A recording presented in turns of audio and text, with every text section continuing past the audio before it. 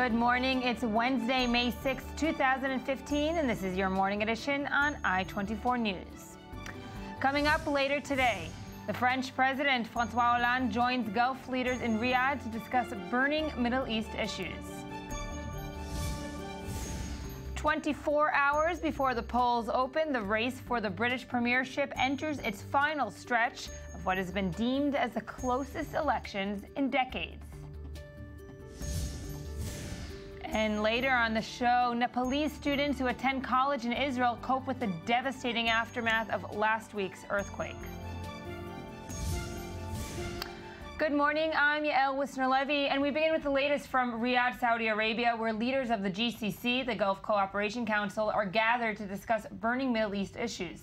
Topping the agenda is the ongoing crisis in Yemen. And yesterday, the Saudi King Salman announced the establishment of a center to coordinate humanitarian assistance for the conflict-torn country and invited the United Nations to join in relief work. Other topics for discussion at the GCC meeting are, of course, the Iran nuclear deal, Syria, and the Palestinian cause. Joining the Gulf leaders is French President François Hollande, who is the first foreign leader to attend a GCC summit since its creation in 1981. Hollande arrived in Riyadh after visiting Qatar as part of a tour to deepen France's political and economic ties in the region.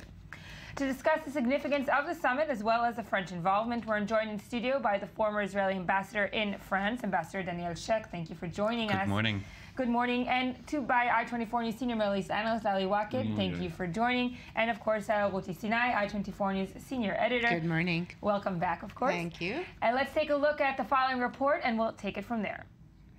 Saudi King Salman and Crown Prince Mohammed bin Nayef, only appointed on April 29th after the death of King Abdullah, greeted the attendees for the Riyadh summit. The Gulf Cooperation Council alliance of Bahrain, Kuwait, Oman, Qatar, Saudi Arabia, and the United Arab Emirates was formed in 1981, and this year the summit wanted to send a strong message of unity and determination. Our meeting takes place today as the Arab region is confronted by many challenges which require us to double our efforts in order to preserve what our people and countries have already achieved against external greed. This greed aims to extend its control and impose its hegemony in the region, encouraging sectarianism, which prepares the ground for extremism and terrorism. French President François Hollande was also in attendance, a first for a Western leader, arriving after signing a $7 billion defense deal with Qatar. Saudi Arabia invited Hollande to Riyadh to discuss regional issues with Gulf Arab leaders who fear a reapproachment with Tehran could further inflame the region. France is deemed to have the toughest stance among the 6 world powers negotiating with Iran. I come here to reaffirm the commitment of France to be alongside you, because by being at your side, it acts as a friend, an ally, but also benevolent guardian of its own interests. All but Oman are in the Saudi-led coalition that launched airstrikes in Yemen on March 26th against Iranian-backed Shiite Houthi rebels and their allies who seized large parts of the country, including Sana'a. Most GCC countries are also part of a U.S.-led coalition carrying out airstrikes against the Islamic State jihadist group in Iraq and Syria. The Sunni Gulf monarchs have much to discuss. So, Ambassador Strech, this, of course, is the first foreign leader to attend the summit, and it's no real surprise that it is the French leader. France has very deep interest in the region. It's not only military interest, it's also political interest in itself. Political and economic. I think that François Hollande is there to discuss everybody's problems, which is Yemen and Iran and Iraq and all the regional conflicts, but also his own personal problems, which is mostly unemployment. And the fact that he could close a deal on the sale of 25 Rafale aircraft, military aircraft with Qatar. $7 billion deal. Yes, right. Nearly $7 billion. That's a huge thing for him, and he would like to follow up with possibly other Gulf countries pitching in. We're talking about thousands of jobs, and jobs is the main political concern of the French president currently. And also, of course, the Saudi summit is also a venue to discuss oil and energy interests, which of course France has a huge interest in that sector as well. That is true. Oil and oil prices has been a major player in what the world economy looks like. The fluctuations are, well, when it's low, everybody's quite happy. But since it's not a very stable issue, that is certainly something to be discussed. And in general, I think that the France in general and the French president in particular have a good name in the Gulf now. They are seen as being tougher on the Iranian dossier, maybe tougher than the Americans at certain points. I'm not sure that that impression is always true, but that is the impression.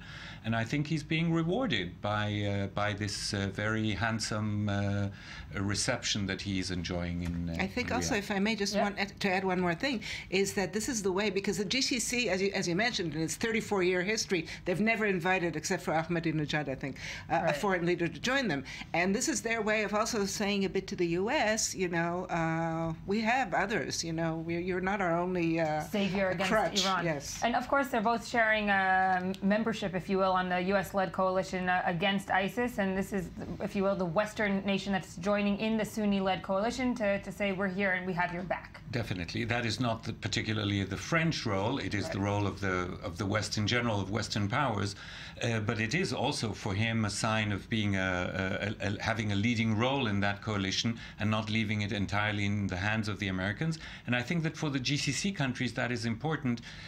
On the verge of an election year in America, where everybody fears that the U.S. will be totally engulfed with its own domestic issues, and maybe there will be need and room for other powers to play a leadership role. Ali, would you agree with the assessment that perhaps France is giving or reassuring the GCC countries over the Lausanne understandings more than other countries can right now? Well, as far as the Iranian file is concerned, France had a very firm position, and I do agree with Daniel Sheikh that maybe this was the impression, but he is awarded for the position that France took in the Lausanne agreement. But we should make no mistake, when there is a big threat, an important and significant threat over the Gulf and the Arab countries, it won't be France that will be there to support them and to back them, and this is the United States. But yes, France had a major role to play in other files that are important for the Saudis, mainly in Syria and in Lebanon. And Hollande will be meeting today with former Lebanese Prime Minister Saad al-Hariri, who is in Riyadh since he left his position, which means that the Saudis are trying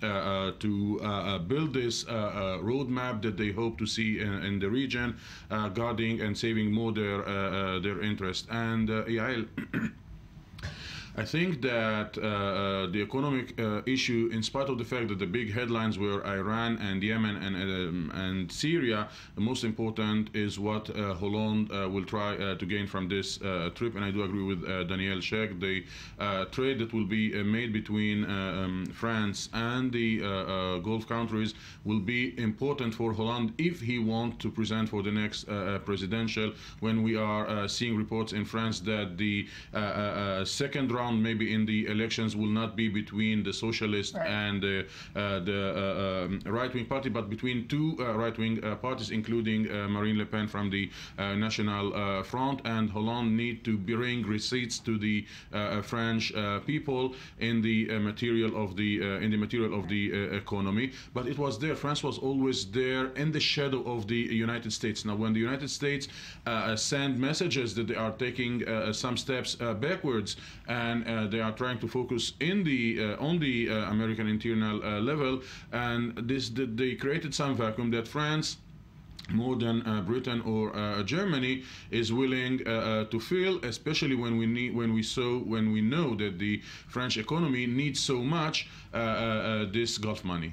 These were also fighter jets that weren't so easy to sell, or not as easy to sell as they would have liked. They were deemed unsellable for many, many years, and they are now in the process of closing 3 deals at once, and it's it's elation in the French. And a personal victory for Hollande. A personal victory for Hollande. Hollande, maybe you could say a personal victory for Dassault Industries. Right. But, you know, if you're the president in charge, then you don't only take the blame, you also get some credit. Rarely, but you do. So in the shadows, Ruti, we've been saying, is the United States. John Kerry is supposed to, is due to come to Riyadh today to meet with Saudi leaders, but Obama, or perhaps to prepare the president of the United States to meet with GCC leaders next week. Right. Well, as we remember, Obama, after the Lausanne Agreement, did invite leaders of the Gulf states to the United States for a summit, I think at Camp David it'll be, to kind of calm them down and reassure them that the U.S. has their back and that they needn't worry too much about Iran. However, you know, I think having said everything that we said before about France and the French role, I think it's clear, obviously, and Ali mentioned this, that everybody knows that if crunch time comes and these countries do need U.S. or some sort of support against Iran, it will be the U.S. that will supply it. And that is what these Gulf leaders talked about at the summit and what they are going to ask Kerry and subsequently Obama, and that is, A, for more advanced weapons system. And this is the danger which Israel, by the way, has always been talking about of this whole deal with Iran, which is an escalating arms race. Right. And B, for guarantees of U.S. support in case Iran does go on the offensive with or without a nuclear bomb. And Ali, can we see this, the GCC summit, as perhaps the reintroducing, or there's a new Saudi king, a reintroducing of Saudi Arabia as a regional player? They're reattesting their power in the region, especially, of course, in light of the situation in Yemen. They're leading this coalition. Yeah, but especially also in the light of the changes that the Saudi king made inside the royal family and the Saudi's institutions. He took unprecedented steps when changing, shuffling up the exactly, and bringing Mohammed bin Nayef, the very strong Mohammed bin Nayef, from being the number 3 to the maybe the next king in the coming month, because we know that King Salman is very sick, and there is a price that he is paying inside Saudi Arabia, but the king are seeing and are designing a very clear anti-Iran ideology and anti-Iran policy and strategy, even when he is trying to collect every single Sunnite player that might be in the bloc of Saudi Arabia, including Hamas, by the way. The king are discussing with with Egypt and other countries the involvement of Hamas in such an act to space between Hamas and between Iran. And I think, Yael, and we should pay attention, we know that the Israelis maybe from time to time play inside the American policy. Prince Talal bin Walid is one of the owners of the Fox, for example, and the Robert Murdoch media enterprise, and they might this time examine the tolerance of President Obama vis-a-vis the Saudis' involvement in internal affairs in the United States, if they think that the deal that will be concluded in June will be based one-to-one on the framework of March in Lausanne. How much of the conference is dedicated to the Israeli-Palestinian conflict? Obviously, they do. They have their usual rhetoric about the conflict. How much of it is actually devoted to the conflict? Very, very small. The Saudis had their priorities, and in their priorities, when there are clashes on the borders between Yemen and Syria, believe me, nobody is thinking on Israel or the Palestinians. But yet, the Saudis, if they will reach the results they hope in Yemen, they will try to lift their influence also to our region, mainly to the Palestinian-Israeli conflict, when we know that Egypt is very much involved in the internal affair and the war against terror that President Sisi is leading. And we're going to move on from Riyadh, but still on the subject of France. By an overwhelming majority of 438 to 86, the National Assembly approved yesterday a new law to facilitate and extend the state surveillance powers, one of the several governmental reforms created in the wake of the deadly terror attacks in Charlie Hebdo and Hyper Cacher. But this new law has also prompted some public unease, with some referring it to the French Patriot Act. Let's listen to one of the critics, a parliament member, Pierre Lelouch, had to say. On top of that, I have great doubt as to whether this stuff is at all useful, given the fact that every case of terrorist attack we have known, including 9/11 and all the attacks in France were made by people who were under surveillance, and of which the surveillance was interrupted for a variety of reasons, probably the lack of means, and the bill does not address the question of means. Ambassador Strech, can comparisons be fairly made between the U.S. Patriot Act that was made just a month after 9/11 to, of course, this now so-called French Patriot Act? Yeah, I think it's a fair parallel, but it's a strange phenomenon because France, for many, many years now, has been very effective in its internal and external intelligence work in the war against terror, and often with very invasive means. And it was sort of accepted that the certain intelligence services, the various intelligence services in France, had some liberties with certain rights and other barriers that may stop such functions. But it was one of the last. It is one of the last to actually create a legal framework to it. So what this law basically does is to legalize things that were being done anyway for many years already, and to a certain extent even limiting them more than they used to be. It's no longer a completely unregulated thing. What happened is that it brought the debate to the surface, right. And therefore, like with the Patriots Act, it created a public debate to a much lesser extent, I must say, than at the time in the US.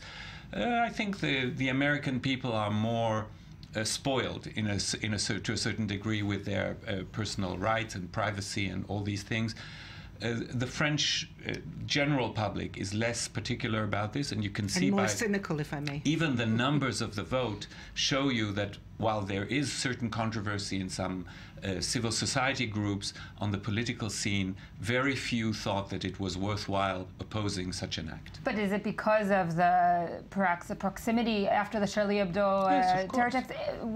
Had that not happened, maybe they wouldn't have been so adamant in their anti-terror to be law. honest, the law has been discussed for a year already. Right. But it went on a fast track into the legislation because of the Charlie Hebdo event, and it happened two months ago, and that's why it's now has been already approved by the National Assembly and will go to the Senate now, where I have very few doubts that it will fail. So this is going to become the law very soon, I guess. And the fast track, I think, is due also to the fact that the Islamic states are focusing over the Francophone Muslims and mainly candidates to be jihadists from France. We know France is number one or number two exporter of jihadists to the Islamic State, and many of the messages addressed to the international community by the Islamic State were made in French and by jihadists coming from France, and it was clear that the Islamic State is putting France very high on their list of priorities.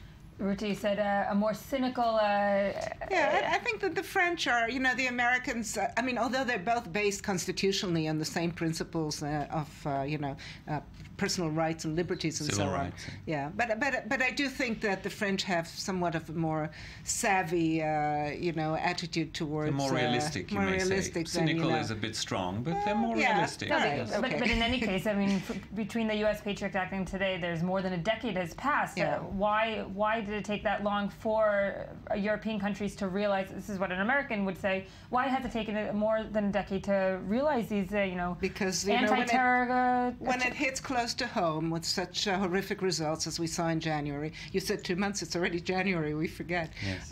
But anyway, it's, then when it hits close to home, all your, a lot of your principles kind of fly out the window.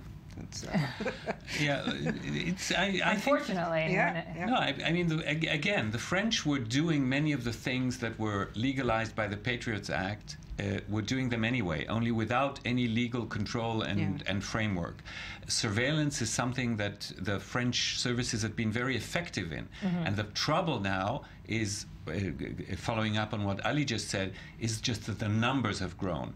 When there were 200, 300, 500 loonies who were running around France talking extremist jihadist language, they could control that. Now we're talking about thousands, maybe tens of thousands. That makes it impossible to do it, you know, with unless you have a very strong legal framework for it. And perhaps also to make it transparent more to the French public. This is what's actually going on. Ambassador Daniel Strech, thank you for joining us. Ali, thank you for joining us. Ruti, you'll be staying on, and we'll be talking about the UK elections.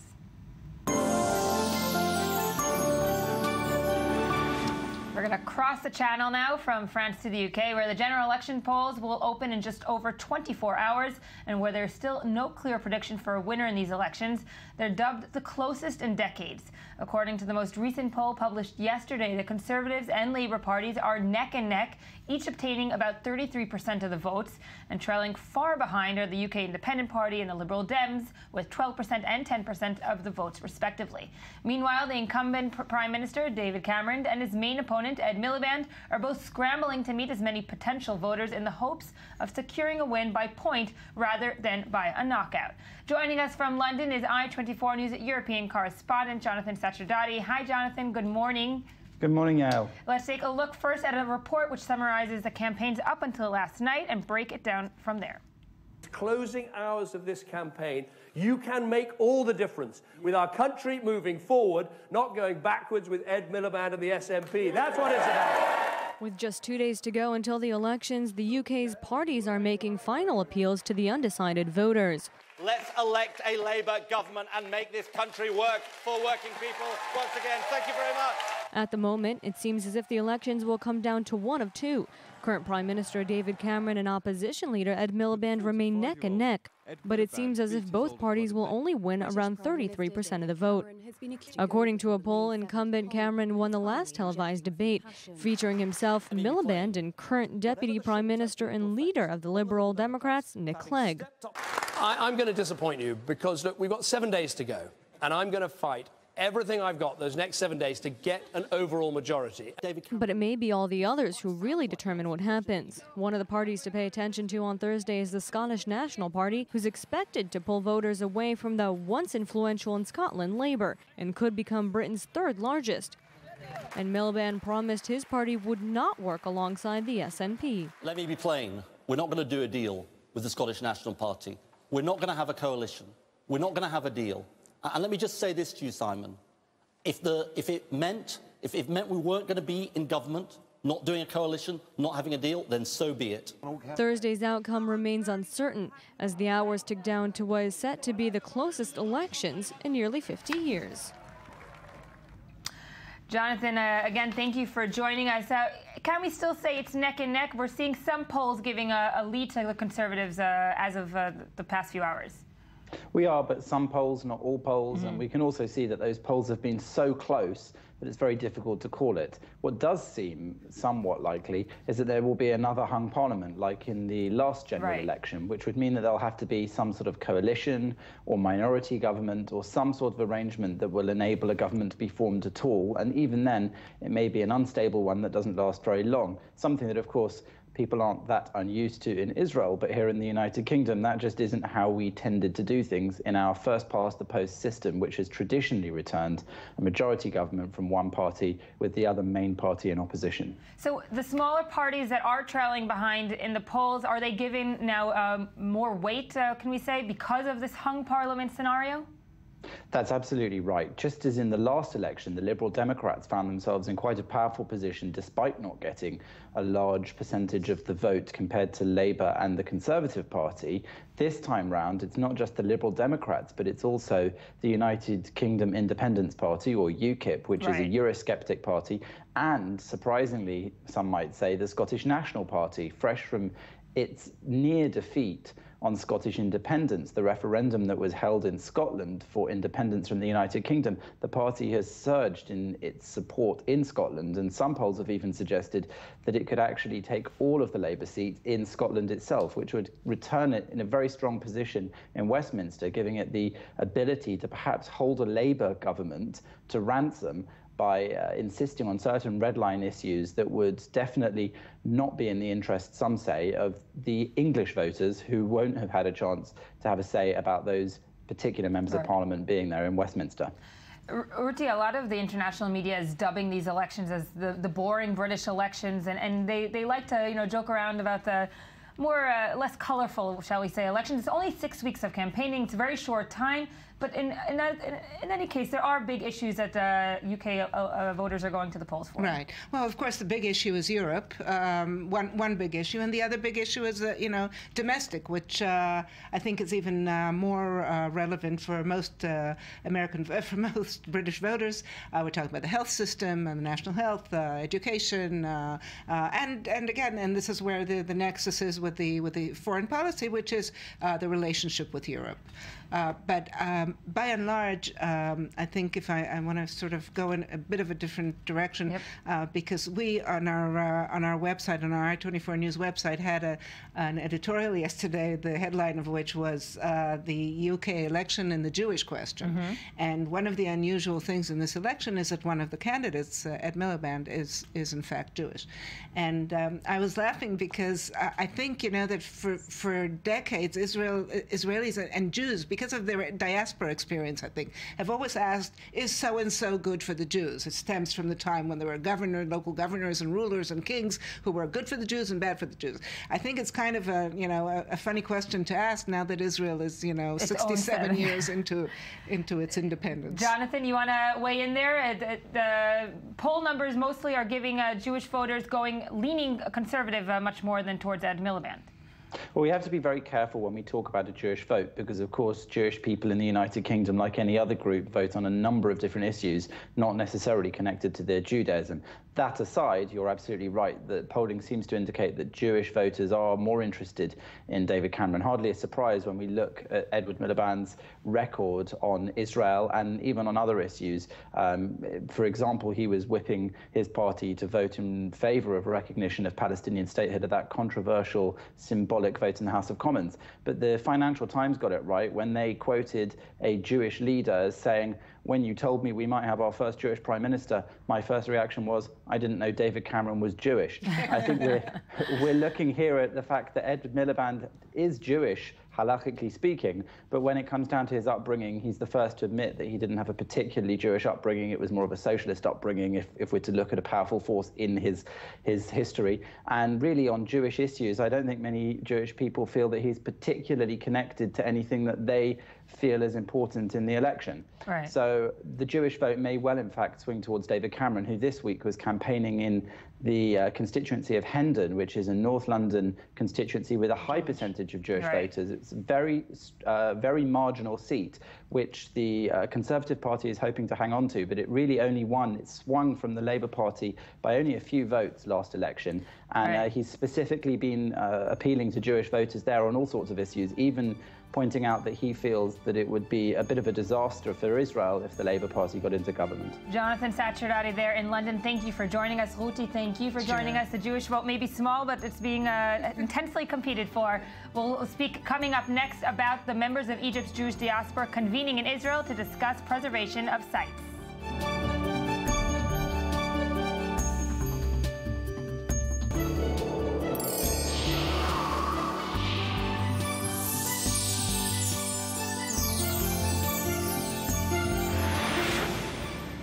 Welcome back to I24 News Morning Edition. Now we get to say hello and good morning to Ami Kaufman, who joined us daily to discuss the news we've missed while scanning the headlines or the ones deemed worthy enough to print. Ami, good morning. Good morning, Yael. How are you? I'm good.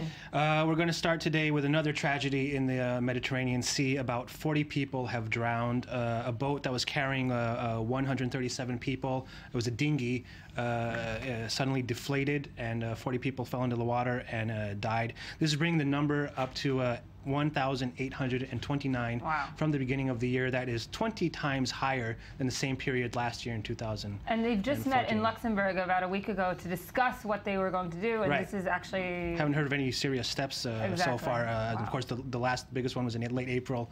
900 people died in that accident as it tipped over, the boat tipped over, and they were locked. That's what triggered the Luxembourg talks, but as we said, nothing has been done. Nothing has been done, really. The United States has generously allowed 800 Syrian refugees in since the beginning of the civil war there. So unless North America comes to the table here on the refugee crisis, I just don't know how the Europeans are also going to let in. I'm just going to quickly introduce you, Jacob Wirtschafter. Thank you for joining us, and Mirav Seville. You guys will be on the next talking, but the United States has... repeat what you just said? Only 800 Syrian refugees have been allowed into the United States since the beginning of the war. And many of these people on these boats that have capsized are coming from Syria to North Africa and seeking refuge. Right. If you don't mind me adding something, not only that, but at those talks, they pledged the same amount of money that they did. They had a program with Poseidon, something 2 years ago that they scrapped because they said, well, now that we're saving them, too many are going to try and come over. Right. So that's the same amount as they once used to. It's not different than what was 2 years ago. Yeah, and in the last few days, about 7,000 people have tried to cross the sea, and they've been rescued. And as Jake said, by the way, about a few hundred of them came from Syria this time. Across near the Turkish coast, they've been saved. So it's not only from one Libya. Seeking also employment; it's also refugees. Oh yeah, totally, definitely. Moving on to Somalia, John Kerry made a surprise visit to Somalia, to Mogadishu, after a more than 20-year break in relations between the country. And he promised to form a new embassy there. He met for 3 hours with the president behind 7-foot walls of sandbags. So it was a surprise visit. And of course, they left. The U.S. left after the famous Black Hawk Down incident in 1993, where about 18 soldiers were killed, and U.S. forces afterwards pulled out. Kerry's definitely making his rounds in the active diplomacy that he's trying to do. Definitely. Cuba, now Somalia. Right. And speaking of the Middle East, ISIS and the shooting in Garland, Texas, just north of Dallas, where there was a competition for drawing cartoons of the Prophet Muhammad. Right. 2 gunners were shot down there. We thought yesterday there might be links to ISIS, and today, yesterday, ISIS took responsibility for the attack in a radio broadcast that they put out yesterday. But FBI people are saying that it might not be the case, that they might be just simply inspired by ISIS and by calls on ISIS and Twitter feeds and Facebook feeds to attack that convention. Well, ISIS was saying this is the first time we're on American soil. It won't be the last. But as you say, these might be just people inspired. So it might be inspired, or it might be what the FBI says, that they're trying to get into the organization by doing this kind of attack. Right.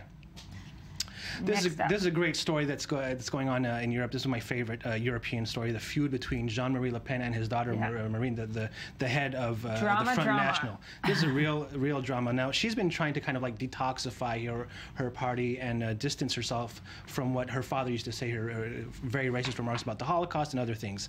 And she suspended him from the party on Monday night. Now, this made the man go totally nuclear, and he said, "I'm ashamed that the president of the Front National bears my name." Wow. He was totally disowning her. I hope she gets rid of it as fast as possible. He even said that he hopes that she marries her concubine. That's his word. Her concubine, her partner Louis Elliott. It's getting dirty. It's getting really dirty. And when the Guardian asked if she's really disowning her, she says, I don't recognize any link to someone who treats me in such a scandalous way. This is a father talking about his daughter. Yeah, we forget that part, that it's actually father and daughter, not just 2 politicians, because she's actually been doing well. She's been doing very well without him. Right. There are even polls that say that she might be doing so good in the next election in 2017, she might be better than the Socialist Party, right, which is one of the second largest party right now in France. So she's doing amazingly well. She's doing very well, and bye to her father and bye to that politician. Right. Here to Israel, we got a few items about Israel. Lauryn Hill canceled her concert that was supposed to happen tomorrow in Ra'anana. BDS is claiming that it's their victory, the boycott, divestment, sanctions movement against Israel. She didn't mention that as the reason, but she did say that she wanted to have a show in Ramallah as well, and because it was such a challenge, she decided to cancel the whole thing as well. And what's your personal take on that? Because I think there's so many opinions going around in Israel. Was it BDS? Was it just Lauryn Hill kind of being Lauryn Hill, or ticket sales? People. I honestly don't know. I think it could be a combination of both. Maybe there were problems with ticket sales. Well, it's not the first time that people have canceled due to BDS pressure really close to the date. So I would say, though, that we're going to be looking at more African-American artists taking a look at their Israel performance schedule and asking whether or not they want to perform here. I don't think the pictures from Tel Aviv and Jerusalem with the riots with the Ethiopians and the press around Ethiopian integration is going to really make this an attractive destination for African-American performing artists for the next year or so. Because the people that have, the artists that have canceled in the past weren't necessarily African-American. Roger Waters, of course, is the big name that kind of propelled this movement. So I don't know if it's only African-American. It's hard to say, especially when they don't really give any recognition to the BDS movement when they cancel. So it's all up there, you know. They're kind of diplomatic in their in their cancellation. Right. All right. We have so time no for Lauryn Hill, no doo-wop for us. But keeping it with music and singers, Amir Benayoun, an Israeli singer, is considered somewhat of like the house singer of Prime Minister Benjamin Netanyahu. He even sang at his election victory night and later on in his house. He's been putting up stuff on Facebook every once in a while, some songs that are usually quite racist. In February, he put one that called the Israeli Arabs bloodthirsty. And 2 days ago, he put one that called Obama an ugly, cruel crow. He compared, the lyrics are, I bought myself a crow with a fabulous little mustache, even though there are many like those available for free. Because of my fondness for Obama, I'll just say that I named him after the ugly president. Wow. Now there's a lot of reaction. Deleted it. So then he deleted the song due to some, of course, backlash and stuff. What did he think? Well, interestingly enough, he started digging himself an even deeper hole when he went for an interview to an Israeli website called Walla. Yeah. And he compared Obama to the likes of Hitler and Stalin, saying that I wish for the death of that creature who hates Israel, for the death of that crow, who is sometimes called Pharaoh, sometimes called Hitler, sometimes Stalin.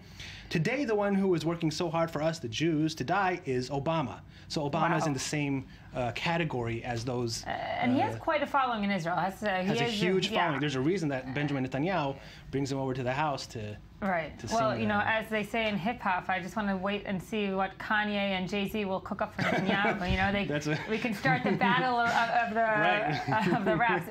They can do their own kind of share of talk. Ami Kaufman, thanks for joining us. You'll be back. I will.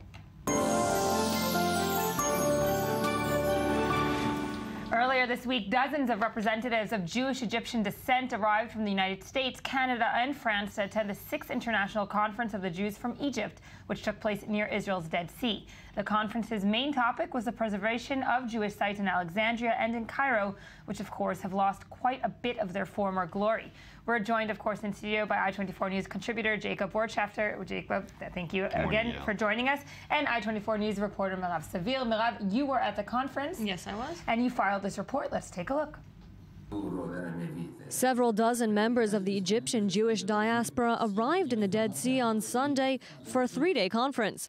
Most of them are first generation and fled their home country in what became known as the Second Exodus.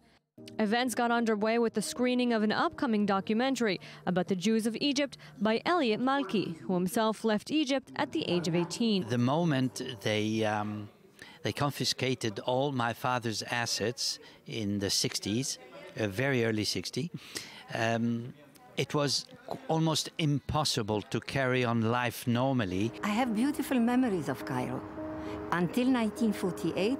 The focus for the 2015 convention is the preservation of Jewish sites in Egypt. With the emergence of the Islamic State and the destruction of historical sites in Iraq, the fear is growing that these beloved buildings could also be destroyed. They did something terrible in Iraq, so it's a total despair. It's a pity.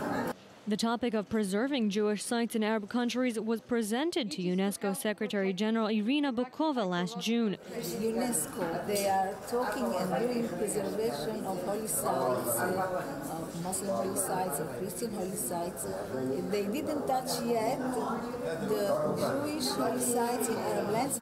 And whether the preservation of these sites is a priority is also something some disagree on. I think this is not an aim very useful for the next generation, because the next generation, they will hardly go to visit Egypt at the synagogue.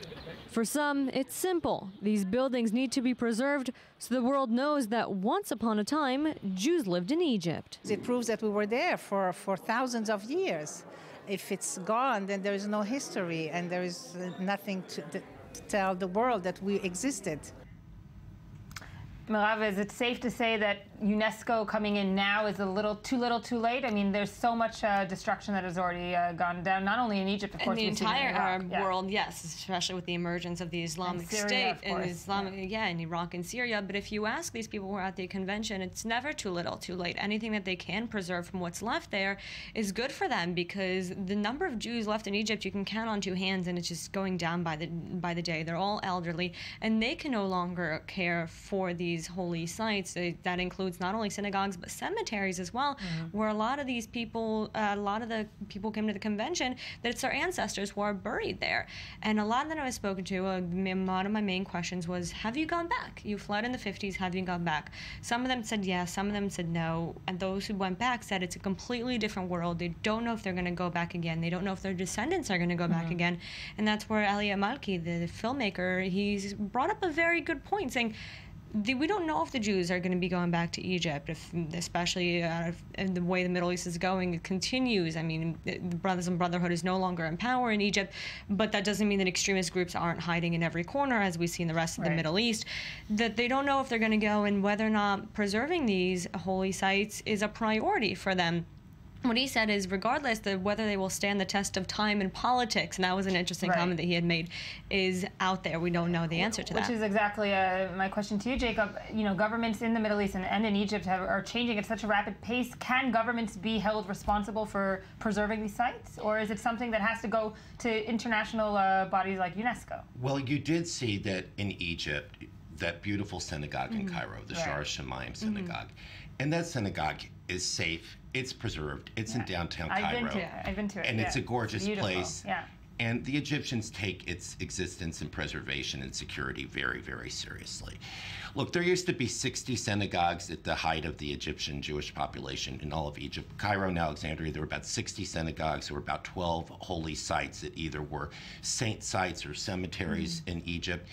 And in Cairo, you see that in the core part of the town, those synagogues are still guarded by Egyptian police and sometimes Egyptian army. But as the documentary points out, of course, there isn't going to be a resurgence of Egyptian community, of an Egyptian Jewish community like we've seen, for instance, in Eastern Europe. So then the question becomes, what is the legacy culturally of Egyptian Jews today for Egyptians? And I think that that's a question that this conference hasn't quite addressed, is what does their legacy mean for their children and for the people in Egypt? But also the preservation of the sites, shouldn't it also be of national interest for the governments, without legacy and without tradition towards the Egyptian Jewish people, but as a national, you know, the synagogue as a national monument almost? I would say this. I would say, again, when we're talking about Egypt, and I'm not an expert on Iraq and Syria and the Jewish sites or communities there, but with Egypt, I would say this. The sites are safe. Could they use an investment to keep from crumbling? Sure. Is that the highest priority for an 80 million population country that's suffering from unemployment and development problems? No, the Egyptians don't have the money for it. What's interesting is the shift in how Jews are portrayed in the Egyptian media over the past couple of years, between, as you said, the changing regimes, between Mubarak, Morsi, and Sisi. And we're seeing a shift with Sisi, where a memory of the Egyptian Jewish effect on Egyptian nationalism, on Egyptian institutions like cinema and film and urbanization, essentially, is now cultivated as a fond memory of a good time for Egypt's development. And I think that gives us some sign of hope for the sites then that are a reminder of that culture, of that diverse culture. And just a quick word. Absolutely, and that's one of the things, is that these are the Jews from Egypt, but they're talking about preserving Jewish sites in all Arab lands, which is something interesting. You mentioned the cultures, and what I spoke to Clara, you saw her at the end, about this idea that some Westerners don't know that there were Jews in Egypt and Arab lands. She moved to the U.S. and they were expecting a full galabia, and she walked out blonde-haired, blue eyes from Egypt. So just for the essence of the conference itself, perhaps, was more important than what it can actually keep as a legacy. Jacob and Merav, thank you both for joining us. Next up, we'll be speaking about the Nepalese students that are attending college in Israel and how they're coping with the devastating aftermath of their country's earthquake.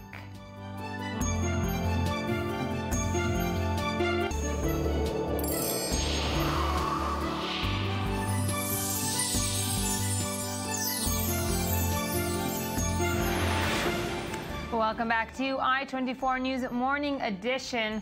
We're going now to a different story here in the north of Israel, where 150 Nepalese students are currently attending the Kinneret College next to the Kinneret, the Sea of Galilee, as part of the government-backed unique agricultural studies program that aims to teach them techniques that they will later implement in their home country. But far away from everything familiar, these students are now trying to cope with the devastating aftermath of last week's earthquake, which has taken over 7,500 lives to date and has affected, of course, countless others.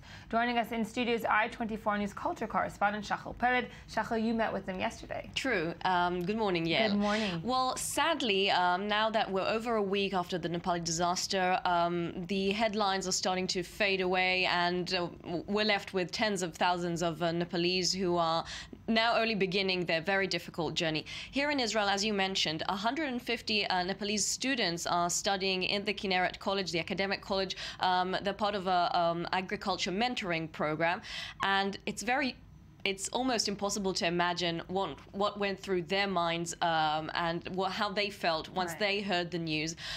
In both ways, first, the fact that they are so far from home without any option to help, without any possibility to really know what is going on. As Israelis, you know that feeling oh too well, not of course in natural disasters. Once you're abroad and when anything happens in your happening. homeland, exactly, you feel really helpless and hopeless. And the second thing was the very, very problematic contact loss. For the first 2 days, many of the students who eventually lost members of their families, friends, and their homes were destroyed were not able to contact their families. Many of them come from rural areas around Kathmandu, so there was no electricity, no telephones, and of course no internet.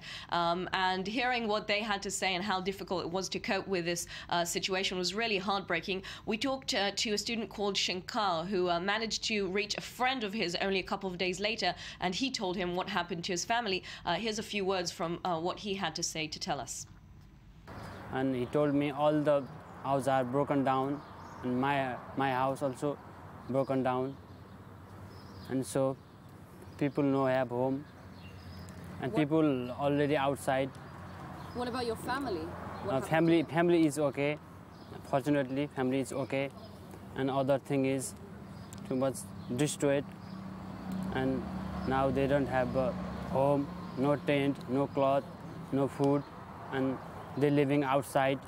There is a complicated lifestyle, raining. Now there is in Nepal the season of wandering and raining season. That's why the people is feeling very much difficult lifestyle. It's so difficult. Many of these students have nowhere to go back to, and this was probably the worst condition, weather condition, to have an earthquake in your country, because it's now really, really impossible to cope in a tent or sometimes without anything over your head. Unfortunately, Israelis are very used to remembrance days and ceremonies, memorial ceremonies. This was the first thing the college did less than a week after this disaster. They gathered all the students, the Nepali ambassador to Israel.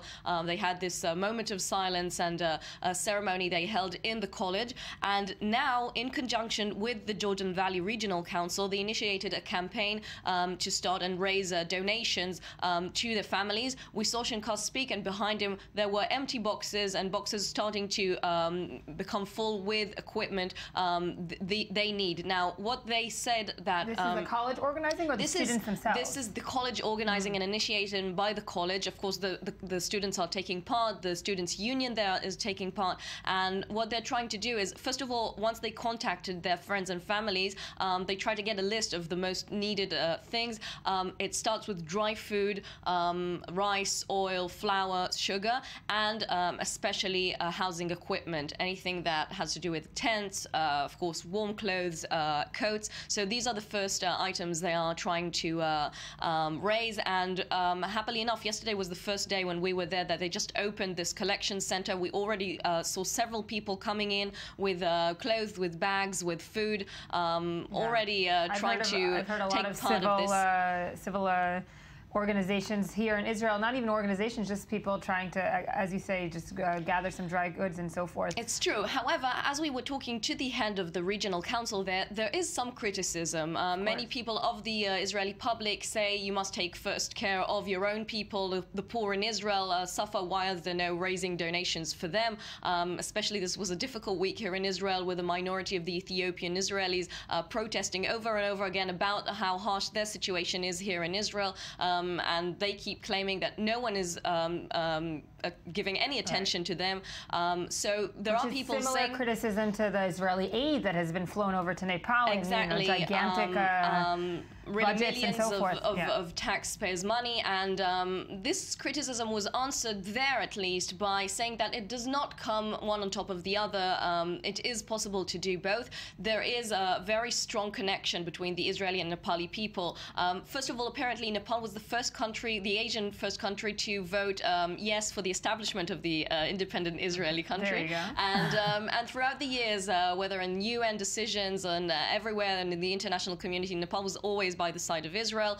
Also, we know that at the time of the earthquake, 600 Israelis were there, with only one casualty. Eventually, a terrible story, but still 1 out of 600 Israelis were there, and there is a very, very strong connection, whether from this tourism angle and the strategic connection. And do so, these students, did they show you any kind of signs of wanting to leave Israel and going back home to be with their families, or are they here to stay? So another student we talked to, Satish Dangi, he's actually the head of the group of students there. He says being far away from our families and the feeling of helplessness is very difficult, but we appreciate the heavy responsibility. We now acquire tools that will help us go back to our country and rebuild it. They are planning of going back. Right now they want to finish their program, the agriculture program, but also they are learning new technologies here in Israel that they feel they will be able to come back. Of course, all of them want to go back home and rebuild their country. Strech, the full report will be on tonight's evening edition. Thank you for joining us.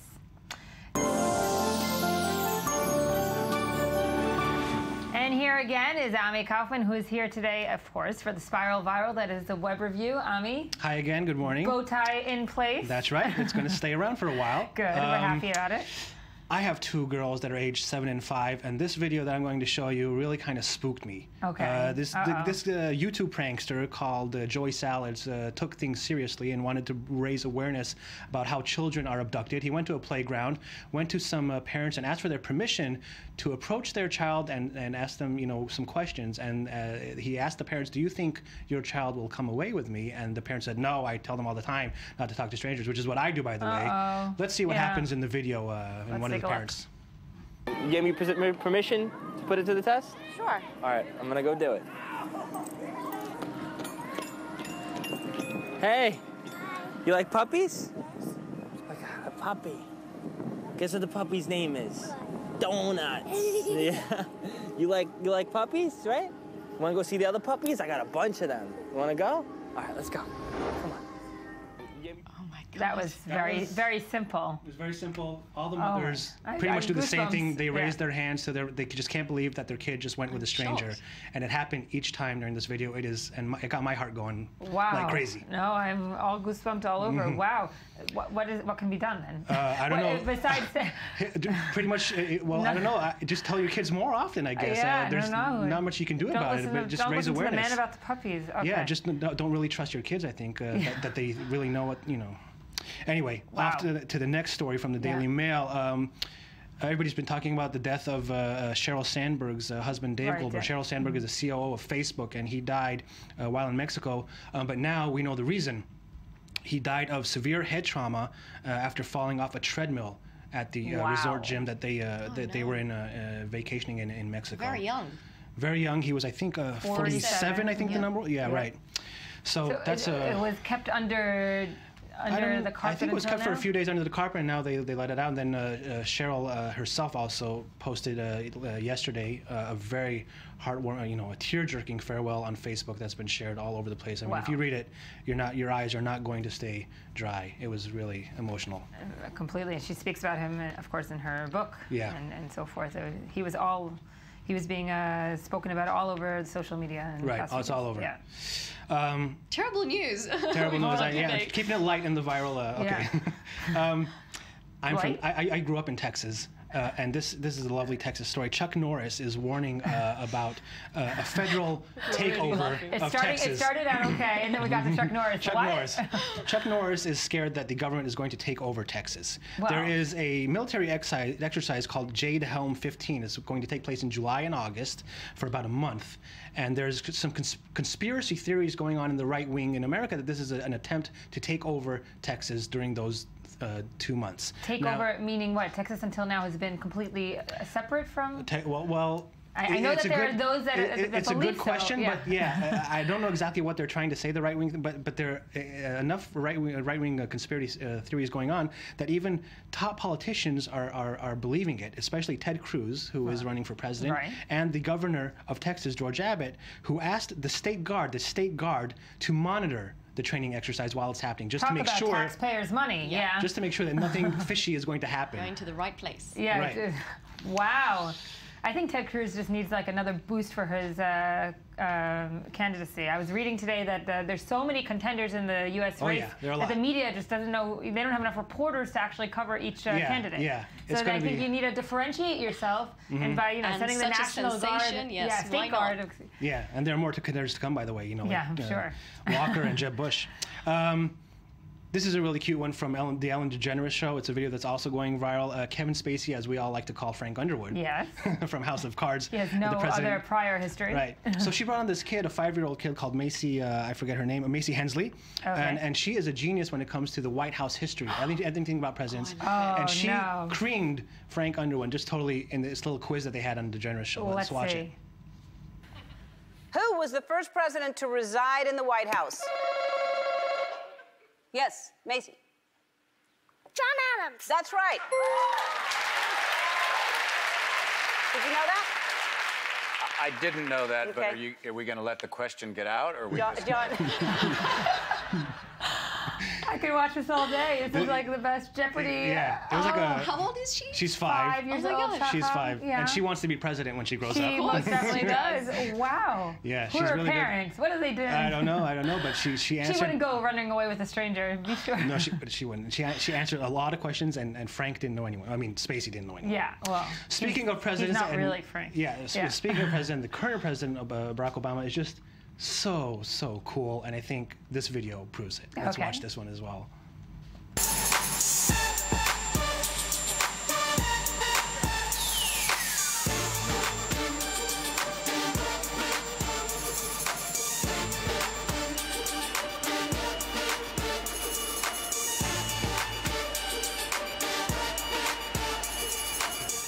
I'm loving this like cool kid segment. It's the cool kid segment. This kid is like 3 or 4 years old, and Tell Obama. That to Chuck Norris. Chuck Norris would never fist bump any kid. It's amazing the kid knows what to do, like the president. Totally. They know. And how cool is Obama? That walk. The walk, come on. Well, he had good music. He's in a good mood for the last he's got another 1.5 years, and he's just gonna have fun. Yeah. He definitely should have. He definitely should be having fun. Oh. I wish I was, I don't know who I wish I was more, that little kid that fist bumped or the one that knew all the trivia? That's a good question. Maybe Obama. I'll teach my girls each to be one. One will be the fist bumper and one will be the, Do we have time for some more? Yeah. Okay, so Google is teaming up with the Israel Society for the Protection of Nature. Yeah. And they, you know how Google Street had this view tracker they put on cars and it was on Google Maps. So now these the people in the Israeli organization are going to take these packs of 18 kilograms and walk the whole Israel Trail from the north of Israel to the south of Israel. It's 1,100 kilometers, and this whole trail is going to be on Google Maps. Nice. And it's joining some of the world's greatest heritage and nature sites on Google Maps that are like the pyramids of Giza, the Amazon River, and the Angkor Wat temples in Cambodia. Wow, they're putting it in that category. In that category, the Giza Israel Trail. National Trail. National Trail. We're up there. We're up there. We're moving on up. Have you done part of it? Never. Well, I don't. Maybe when I was a kid. I don't know. Yeah. Before it was the Israel Trail, because it's kind of recent, last decade or two. But take your girls and go. Yeah, I don't walk anymore. I'm old. Quickly, Ryan Gosling gave some tribute to a Vine person who died His name is Ryan McHenry, who is the creator of the Ryan Gosling won't eat his cereal meme.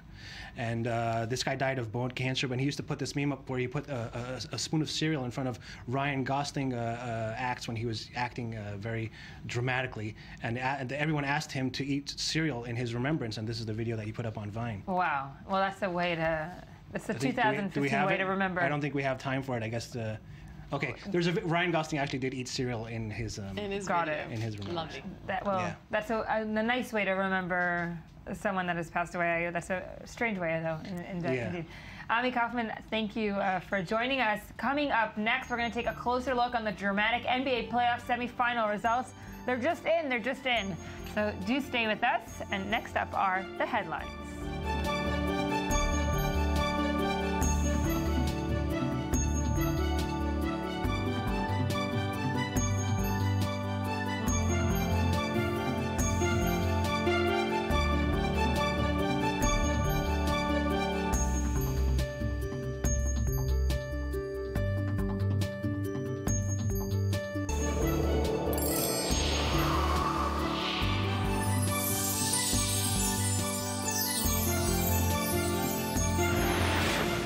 Welcome back to I-24 News Morning Edition. We're now joined by the Economy Magazine correspondent, Danielle Roth. Danny, thanks for joining us. Good morning. And Danny Swibel, I-24 News sports correspondent. Thanks for joining us. Thanks for having me. So we'll start with you, Danielle, not Danny. You're going to talk about the upcoming UK elections, which you've spoken about earlier in the show. But yes, there are some economic aspects to holding national elections. I would argue that it's all economics. It's the economy. You're Bill Clinton. Yes. Yeah, you are. It's everything is coming down to it. The economy is highly depressed. Most of what the Conservatives tried to do in these last years didn't work, and people are feeling it. And it's actually a testament to the kind of media play that the Conservatives have put on, that they're still neck and neck. And that's the real story here. They're neck and neck with Labour, and it's anyone's guess who's going to win. Miliband looks like he may push through. That's where all the money is. Right. But it's neck and neck. Let's take a look at the following report. On May 7th, Britain votes on its next parliament, and all reports point to this being one of the closest elections in decades. Thank you very much. At the center of this race are economic issues, as the UK has felt the drag of austerity and growing inequality take their toll. The race is hot in these final days as Labour leader Ed Miliband puts Prime Minister David Cameron's economic record under a microscope, including his handling of the National Health Service. The NHS under him is in crisis and under strain. It's a crisis of his making, on his watch, and that's why nobody will trust him with the NHS ever again. And Cameron works to defend his legacy. The taxes we've cut, the rates that we've frozen, the employment changes that we've made, the businesses that we've boosted, all those things are at risk. Meanwhile, the economic situation for many Britons has worsened sharply. A parliamentary inquiry found that there has been a 47% rise in food prices between 2003 and 2013, and over 30% rise in housing costs, with salaries lagging behind, as Prime Minister David Cameron's government has cut welfare amid an austerity-minded period with the aim of dropping the public deficit. It's a situation that some economists have referred to as a move from anti-poverty to anti-poor political culture, according to the Reuters report. It's a culture that has led to disillusionment not only among the growing number of poor and working class, but among young people across the board. There were hundreds of thousands of young people that went out in the streets to protest, say, no, we don't want the student fees to go up, and nobody listened, you know, protest after protest. So I find that there's a sense of nihilism. Indeed, a recent poll found that a possible 84% of 18 to 24-year-olds may not cast their ballots. Neither Prime Minister Cameron's Conservatives nor Miliband's Labour show clear signs of a win, as the Liberal Democrats bleed seats due to unhappiness with their role in the outgoing coalition. Though the ultra-nationalist UK Independence Party is not polling well, small parties such as the Scottish National Party and the Greens may find themselves with more power in a possible coalition. So it's not only about domestic UK economy, it also has to do with the EU and whether or not yay to Europe or nay to Europe. Right, and right now it looks like most Britons are saying yay to Europe. They don't want what the UKIP is offering. Right. They want to be part of Europe. They want to have, all. But to an extent, it's still to an extent. No one's looking to, completely integrate the way other countries in Europe, continental. Right. No, I think people are generally happy, actually, with the currency separation, the physical separation that has always separated England from the rest of Europe. But it's important, I think, for Britons to have some economic independence. At the same time, all of the research that one can find leads to an understanding that the more you open up your economy to immigration, to flow of people coming in and out, the better your economy does. The more brain power you have, the more new ideas you have. This is across the board everywhere on Earth. And I think there's something inherent in the way this election is looking that people understand that at the back. When you look at England arguing about separating from the EU, and meanwhile the National Health Service is breaking down and privatizing, student fees are going up, which is, by the way, the reason that the Lib Dems are in trouble. They're bleeding seats, as I said in that report, because they promised not to raise student fees, and they raised student fees as part of this coalition. Well, that's why they were so popular in the 2010 elections, was because they were the so-called representatives of, parts of society such as students. Right, and it turns out that they're not. They weren't. And Nick Clegg, to his credit, has said things along the lines of, well, we didn't do what we promised. It's no wonder we're going to lose this election so heartily. Yeah. But things are really hard in England, and I think one of the reasons that we're seeing people look to the left of the Conservatives and really put UKIP away to the side is because people understand that connection to the EU, economic connection, social and cultural connection, is important. But then at the end of the day, it's going to be politics, and so far many analysts are saying it's going to be a hung parliament, meaning that even if people do decide to vote upon economic issues, it's not necessarily going to be a Labour-led government. The politics that will be put at play aren't really going to change the economic policies on the ground. Right. It's and this is the big question. This is true in American politics and Canadian politics, where I'm from. It's very, very hard to change the economics because there's the way that democracy works under the umbrella of capitalism is that capitalism trumps democracy. So you have business interests bleeding their way into any party's coalition, any party's majority government has connection to divergent needs from the needs of the population at large. Well, I'm just going to give a high five to the UK for having only 6 weeks of campaigning, which definitely lowers taxpayers' money on elections. We can look here in Israel. I mean, you have the frequency of elections here, which is a lot of money. Right. And it's at least 3 months of campaigning, where in the United States, it's years. Yeah, the U.S. is basically, there's, I think, about a 6-month drop in elections, and then you get back into it for the next period. I guess in the U.S., though, you can say that the billions of dollars are being spent by the ultra-rich more so than the taxpayers. This is true, the super PACs and whatnot.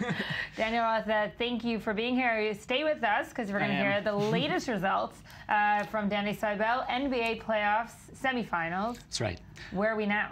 Well, first, I just want to say that I tend to get a little bit bananas when it comes to playoff time. Okay. And now we're down to the final. You're going absolutely bananas. I can never contain myself because I wait for this all year. My Bulls are up and down. So, by the way, diehard Bulls fan, though I'm still a non-biased journalist, so I will tend to focus everything equally. I won't just talk about the Bulls the whole time, I promise. Okay. Okay, so with that in mind, we're going to start with the East. Okay. The Atlanta Hawks were the #1 seed. Now, getting to the playoffs, they actually haven't come with a lot of momentum. They were kind of on the ups and the downs. They lost the first game at home in this series against the Washington Wizards. And just last night, they finally bounced back. They're tied 1-1 in the series. Paul Millsap and DeMar Carroll are two of their guns who definitely poured it in because they did not want to lose at home. This is, after all, the #1 team in the East. Right. And you don't want to get beat on your home court like that. Right. And, well, 1-1 doesn't really do much for now. How are the fans reacting for Atlanta Hawks? They probably expected much more because they're the #1. Absolutely. Well, actually, Atlanta, the coach of Atlanta got Coach of the Year because the way they played from last year to this year is absolutely incredible. But going into the last month of the season, they've definitely faltered. They've been up and down. And so now, coming to playoff time, it's uncertain if they'll make it to the next round. So this will be a tough series. But I'm not going to lie, this doesn't tend to be the most interesting series in the East. Okay. That would be the Chicago Bulls versus the Cleveland Cavaliers. And this isn't just your opinion. This is the objectiveness coming in. See, somebody could say I wanted to talk about it because of the Cleveland connection with Israel. David Blatt, the head coach of Cleveland, was... He's been doing well, huh? He's been doing very well with the team. But there is some debate. Is he the coach or is LeBron James the real coach of the team? So there's always that secret chatter on the side. Yeah. This series is tough. Who's thunder? That is correct. So obviously LeBron is #1. He's considered one of the best players right now in basketball. And he will go down in NBA history as one of the legends. But his team lost to the Chicago Bulls in the first game in Cleveland. Wow. So the Chicago Bulls coming in with the Derrick Rose kid who has been injured on and off for 3 years.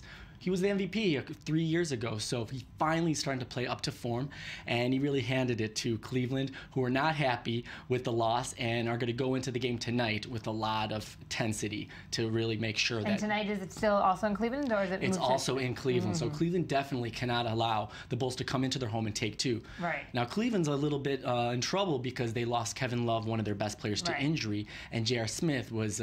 he was actually kicked out of 2 games for punching somebody in the middle of a game. Wow. So we will see how this series goes, but it's intense. You know, all the Israelis always like to cling on to the Israeli connection there. David Blatt, if Cleveland does beat your beloved Bulls, he'll be a national hero here in Israel. You realize that, right? He already is, and we understand, and he's really done well for the team. But obviously, as a Chicago guy, I wouldn't mind handing it to them. A nice big L, a loss. Nice. So what are we looking forward to today? Cleveland, Chicago. So Cleveland, Chicago tonight. We do have to talk about the Golden State Warriors, who are the best team in the West. They actually won. They actually lost earlier, about an hour ago. Right. They're 1-1. I'm not worried that they're going to lose the series because they've been the dominant team all year. Steph Curry, their best player, just won MVP a few days ago. This kid is the top in points, best free throw shooter in the league, most threes. He broke his own record. And this guy, most importantly, is a humble, grateful kid who really gives it to his teammates. So I really hope they go far in the West. It's been an interesting series for them, an interesting year. They're going to continue to dominate, in my opinion, and probably a lot of other people's. Nice. How many of these teams are these like one personalities, you know, hot shots, like as you just said, and LeBron James, of course. Yeah. How much of it is focused on that and not on the entire team play? There's a lot of teams out there. Houston, who is another team in the league, they have this guy named James Harden who tends to get all the focus, nobody else. Right. But the interesting thing with the Golden State Warriors is that you look at a lot of different role players on their team. Not just Steph Curry, the MVP, but is also his brother in crime. They call them the Splash Brothers because when they shoot the bucket, it seems like they're literally dropping the ball in the bucket. It goes down so smoothly, so gracefully. So it's definitely a team effort with them. They're a beautiful team to watch, and people love to cheer them on. You can't deny the passion that Danny Soibel speaks about. And it's not just against the Bulls. Oozing passion. How passionate are you about boxing?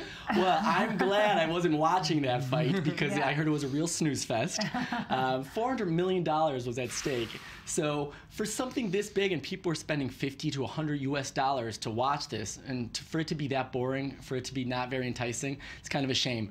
But with that in mind, Floyd Mayweather is considered one of the all-time greats. Right. He walked away with about $180 million after this fight. And he maybe has 1 or 2 fights in him. He wants to retire after this. Manny was injured with a shoulder injury, 6 to 8 months for recovery time after the surgery. So that's where we're at right now with that. Let's just take a quick look at the following report that sums up that huge fight, also in terms of money and also, of course, the glamour around it. You called it a snooze fest. Others loved it. Let's take a look. Let's do it. Before the judge's unanimous decision was even announced, Floyd Money Mayweather declared victory. Mayweather with a little grin on his face. In front of the sold-out crowd of superstars and the super rich. But it wouldn't be boxing without controversy. Turns out Manny Pacquiao stepped into the ring Saturday night injured. 2 weeks I didn't, train good. I cannot use my right hand. In the post-fight press conference, Pacquiao revealed he had a shoulder injury that kept him from training for 2 weeks leading up to the fight and was denied use of a legal drug treatment by the Nevada Athletic Commission just before the fight. The commission was well aware that Manny had a shoulder injury. But Mayweather shot down any suggestion that injury had an impact on him winning the fight. Both of my arms was injured, both of my hands was injured, but like I said before, I will always find a way to win. The fight was one-sided, essentially a blowout on the judges' scorecards. Fans underwhelmed. Mike Tyson even tweeting, "We waited 5 years for that?" #underwhelmed. But longtime sportscaster Jim Gray calls the fight a success. The judging was right, the refereeing was right, and the fighting was right. We leave with no controversies. The third man in the ring also on his A game. I got to, be prepared. I got to come in with my A game. And that comes straight down the middle. Fans waited 5 years for these two to get into the ring, but they had to wait a little longer. The fight delayed 45 minutes because the pay-per-view system crashed. There was no delay, however, for Mayweather's payday. Do you have the $100 million check on you right now? Let me see that bad boy. Yeah, that's the real deal right there. And that's just the first installment of what could ultimately be a $200 million payday. After over 5 years of waiting for this fight, they're cleaning up just hours after the fight, and we've already moved on to something else, the next event that'll take place here. But there are some lingering thoughts and questions. After all the hype, all the money, did fans really get their money's worth? Well, you be the judge. Danny, you're in good company because Mike Tyson also said he was underwhelmed by the match. You're not the only one that called it a snooze fest. It was pretty crazy when I looked at Twitter after the match. It was funny. People were saying if I wanted to see, I'd see a better fight in Jerry Springer for free. So, yeah, in the end, it was a great fight. I don't know if they'll rematch anytime soon, but Floyd Mayweather, he took it, and you can't take it away from him. He got it. And it's pretty clear that it was also a money match versus the real sport match. We saw Donald Trump in the crowd and so forth. I think people were betting their way on either on Manny or, of course, on Floyd. Danny Swibel, thank you for joining us. And thank you, Daniel Roth. That's it for today. You can come see us again, of course, tomorrow. Watch us on our Facebook page, on Twitter. i24news.tv is our website. We'll be here tomorrow.